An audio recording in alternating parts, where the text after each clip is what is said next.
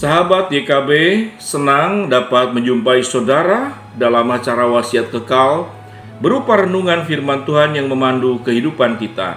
Saya Pendeta Wendy Pratama Go dari GKI Jatinegara, Jakarta Timur. Renungan kita hari ini yaitu perjumpaan yang mengubahkan, yang didasarkan dari kebenaran firman Tuhan dalam Lukas 24 ayat 13 sampai dengan ke-35. Mari kita berdoa terlebih dahulu. Bapa yang di dalam surga, kami ingin mendengarkan kebenaran firman Allah yang menolong kami, bahwa di dalam setiap kehidupan kami akan mengalami perjumpaan bersama dengan Tuhan yang mengubahkan kehidupan kami menjadi semakin baik dan semakin serupa dengan Kristus. Dalam nama Tuhan Yesus kami berdoa, amin.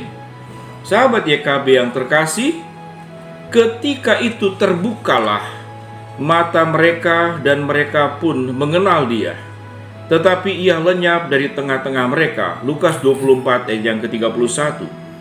Hukum Taurat mengajarkan agar setiap perjalanan umat Israel membicarakan dan merenungkan firman Tuhan dalam Ulangan 6 ayat yang ke-7. Namun, dua orang murid Yesus dalam perjalanan ke Emmaus beralih topik tentang peristiwa aktual yang baru saja terjadi, yaitu kematian Yesus.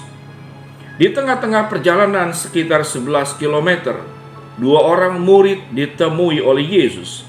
Mereka tidak mengenalnya dan menganggap Yesus sebagai orang asing.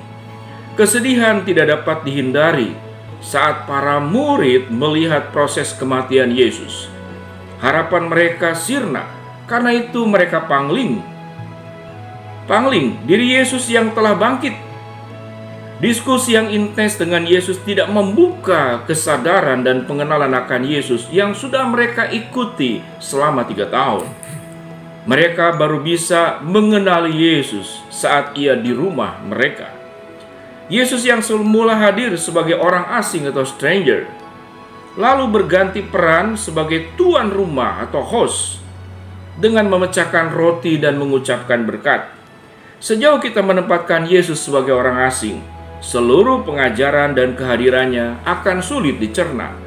Namun, saat kita menempatkan Yesus sebagai tuan rumah dalam kehidupan kita, maka mata hati kita akan tersingkap. Lebih daripada itu, perjumpaan dengan Kristus itu akan mengubahkan hidup kita.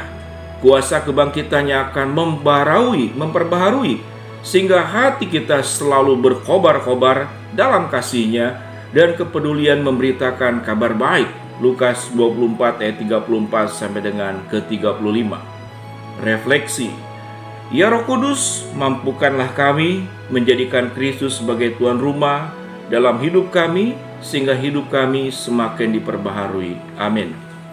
Mari kita berdoa sekali lagi. Bapa yang di dalam surga, terima kasih buat kebenaran firman Allah yang sudah kami pelajari.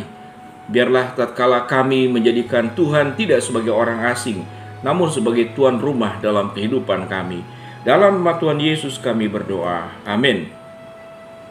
Demikian renungan kita hari ini. Jangan lupa subscribe, like, dan bagikan kepada yang lain. Tuhan memberkati.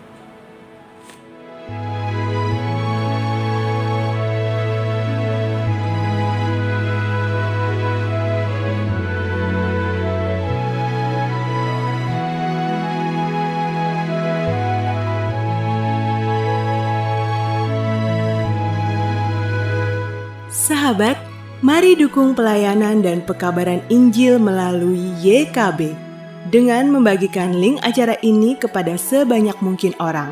Dukungan juga dapat saudara lakukan dengan mentransfer dukungan finansial ke rekening BCA ke nomor 450 305 2990 450 305 2990 atas nama Yayasan Komunikasi Bersama.